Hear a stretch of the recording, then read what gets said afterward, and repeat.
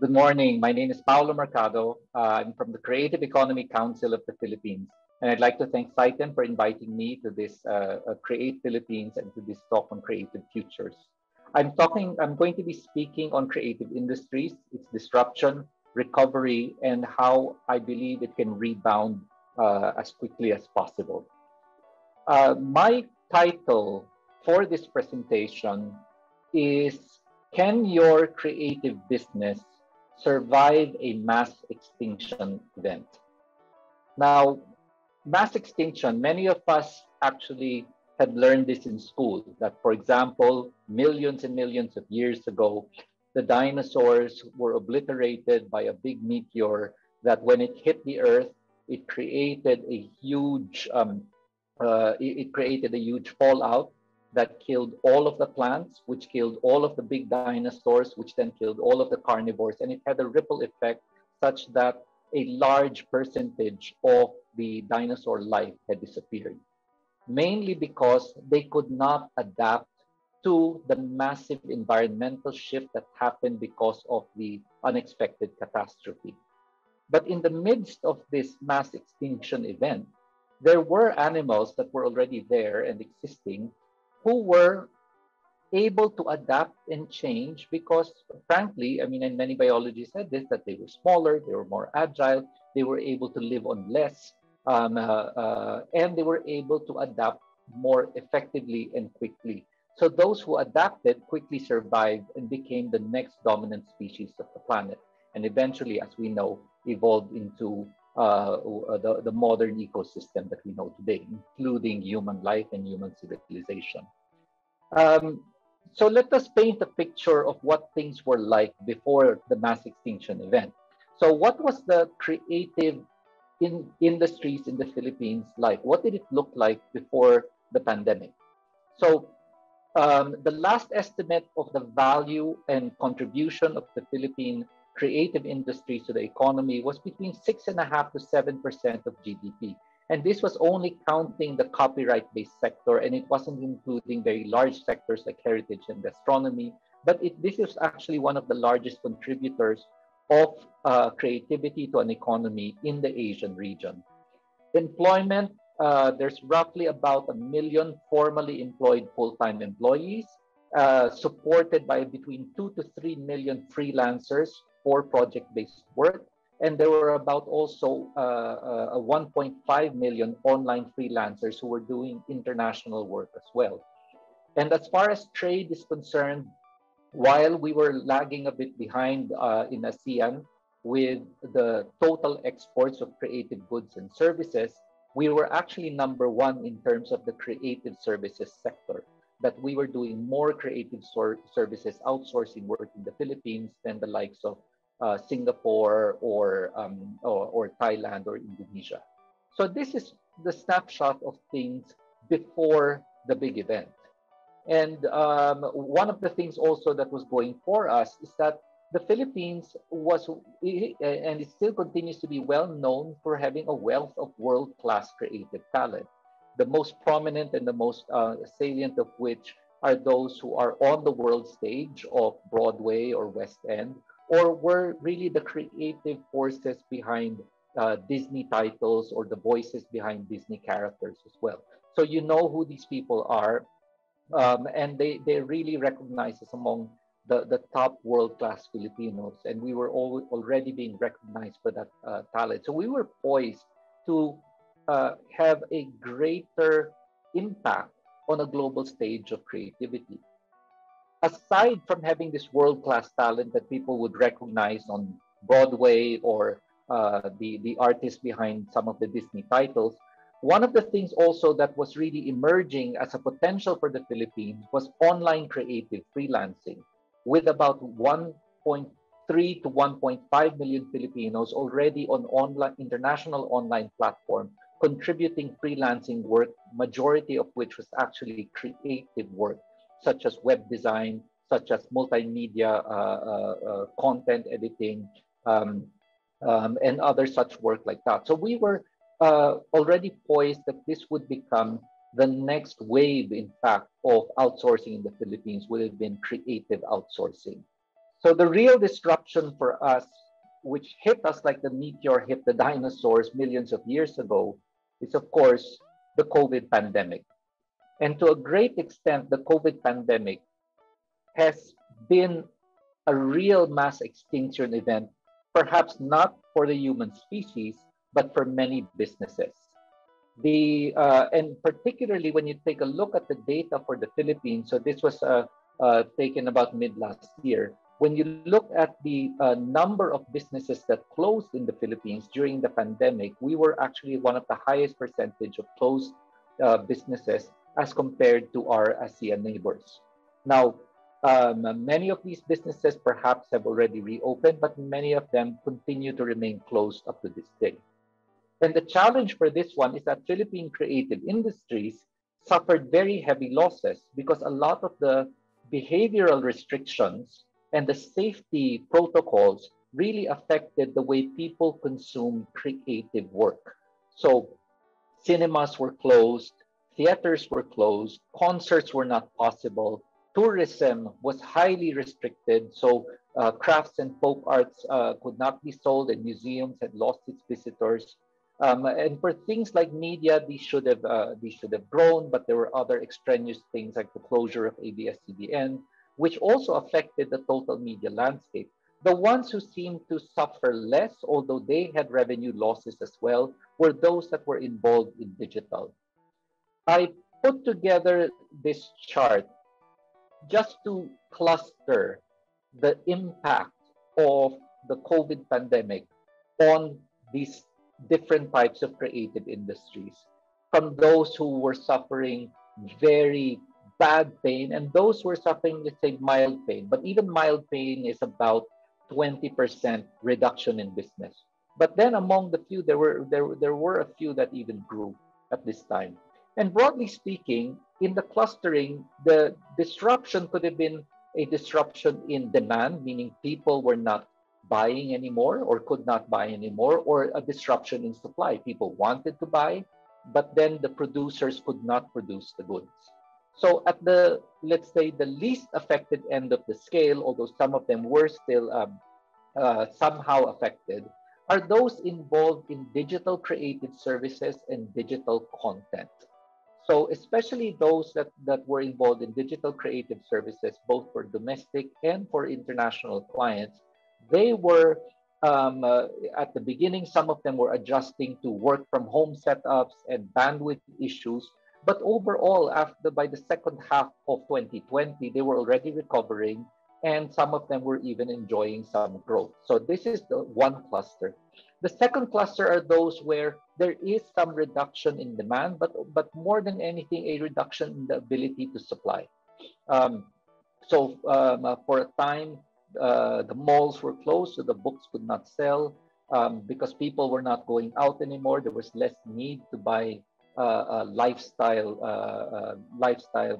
clothes and accessories, so that affected those that were into the lifestyle design sector. For architecture, it's a mixed bag. Commercial spaces, of course, were drastically reduced, but then there was a lot of, let's say, home-based small work related to redesigning your home for a work-from-home setup. And I mentioned earlier, what is the fluke here is for broadcast media, which was disrupted by non-pandemic related, but it happened during the same time, the shutdown of ABS-CBN broadcasting. And then you have the last cluster, those that were really dependent on in-person large crowds for the consumption of the creative work, such as performing arts, music concerts, cinema-based movie watching, and those that were highly dependent on tourism, like folk arts and crafts that I've mentioned, and even museums. So given the different nature in which the creative sectors are affected, I've also observed different types of strategies in which people are adjusting. So on one hand, I put them into these three clusters. In the green cluster, where in fact their disruption is not as severe, and in fact there are opportunities for growth, many of these creative industries are actually pursuing growth They're not just going back to 2019 levels, they're actually looking to grow their business and accelerate during this time. So they're adapting quickly and taking advantage of an opportunity to grow. The second cluster are the businesses where their ability to supply the market was somehow disrupted. And many of them also pivoted quickly and thought of ways of how can they deliver their content and their creativity in a different way and in an out of the box way to meet their markets. And then for the last sector, those whose fundamentally both in terms of supply disruption and demand disruption were badly affected. Some of them are really redefining the value proposition of their creativity. They're finding not only alternative markets, but business models and revenue sources. Some are quite successful and some are still finding their way, but at least they are trying. And so, what I wanted to do is just highlight a few of these very good examples. And some of them will actually be part of this Creative Futures event. So, one of them is Kumu. Kumu, of course, started well before the pandemic hit, and they got things right. That in fact, they were not only ready for the pandemic, if anyone could be ready for the pandemic, but their value proposition was actually really what people needed at that time. Kumu positions itself as a social entertainment network, a social entertainment network. And for me, I think what really works about it is a focus on Filipinos globally, including the diaspora. So it's community based, it's very Filipino, but at the same time also a very tight commitment to essentially feel good vibes content, and no trolls, no nega on Kumu. And that's what people needed during the lockdown. So they grew quite well during the lockdown because this is exactly what people needed.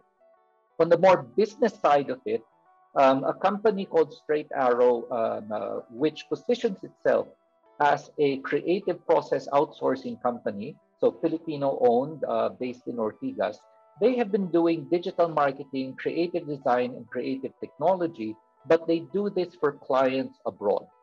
And one of the things that they were very quick to adjust to is because of the disruption, even BPOs were closed. They had to do work from home, but because they had the infrastructure to adjust very quickly to work from home setup, they were able to deliver for their clients.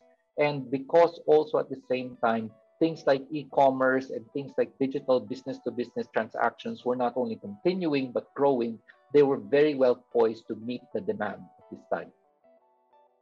Another example of a creative outsourcing company was Toon City Animation. Toon City, some of you may know, they have been actually the hands and illustrators and animators behind many Disney Cartoon Network titles that is well loved by people all over the world, mainly television titles.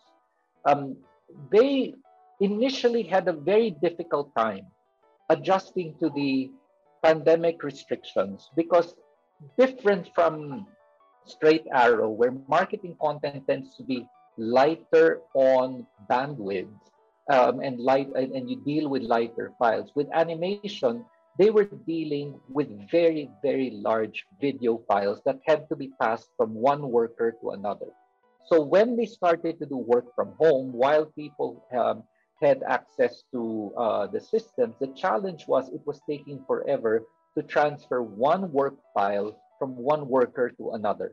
And this led to essentially a loss of productivity in the beginning, and and frustration, and sometimes loss of contracts during the pandemic period, even if animation content consumption was increasing during this time.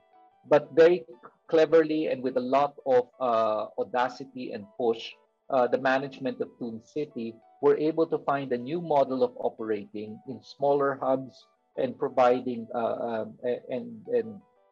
finding these smaller hubs where people could still operate within the safety protocols of the pandemic, but they were able to deal with the larger files that they needed to do because of these smaller hubs with good bandwidth in each place, which also highlights the importance of digital infrastructure for creative industries like this to be able to serve global markets. Another example, and quite a recent one, many people are familiar with Art Fair Philippines, or Art in the Car Park, as it's sometimes called, which has been running for many years now, and very successful in really being the biggest and highest value art fair in the country. And they were able to run Art Fair 2020 because they did that right before the pandemic hit. In about February, they were able to run it. For this year, of course, because of the continuing restrictions on crowds and mass gatherings, they had to do it online. But they were able to do this quite well. It was quite well attended. And even before that, they also did Art in the Park 2020, which was quite successful. So this is also an attempt that for something that used to need physical presence for people to appreciate and to buy art, they have really taken the effort to migrate this online and to promote it to an online audience. This one I would also consider a success story. Challenged initially by the loss of their Signal franchise. So ABS-CBN was very quick to pivot in two ways. One, they went on digital for the highest demand content that they have, and that was actually the news that they deliver. So they went on YouTube, they delivered this, even if the revenue was not that high, they continued to be relevant on a free digital platform. And then in the beginning of this year, they partnered with a former competitor to be able to deliver their broadcast content on TV5. And several of ABS-CBN shows are now also co-broadcasting on TV5 with I assume, a revenue share agreement on the advertising that happens on these shows. So again, crisis happens, but pivot quickly in order to survive and in order for your content to remain relevant with Filipino audiences. Then last few examples on this one. Theater is, I would say, among those that are really heavily hit because it's very important for theater to be live and in person for it to really have the magic of it. But that did not stop some of the theater groups from really continuing to try to be relevant. So in about May last year, we had the broadcast of Huling El Bimbo, which is very rare to do because this is very valuable content for theater groups. So they did a limited run of online streaming, but they also used it as a way to donate to the Pantawid ng Pag-ibig of ABS-CBN at that time, and quite successful in the fundraising efforts. And several theater groups are also doing this and continuing to do this. So Repertory Philippines as well, they put their original play for young theater goers, The Quest for Adarna, which they produced in 2019. They have also put this for online streaming and have piloted a paid streaming, let's say a paid streaming service for watching The Quest for Adarna. So they're also trying new ways to really keep their content relevant. One of the other theater groups that I was also quite impressed with was Tanghalang Ateneo, which produced a new play. Well, it's a classic Greek play, but it's a new production completely on Zoom. And this one for me was extremely compelling because they were able to effectively deliver the drama and the power of this Greek classic through a very different presentation, which is via Zoom. Again, an example of an industry and a group that is trying to stay relevant and deliver the power of the theater in a new medium.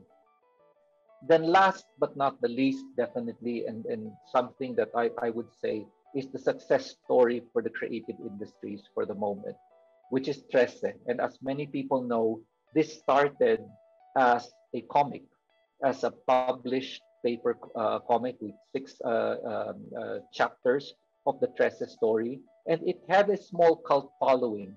And about 2 years ago, we had heard that it was picked up by Netflix, and it was going into production. And it just came at the right time when people were hungry not only for streaming content, but they were also hungry for new and fresh content.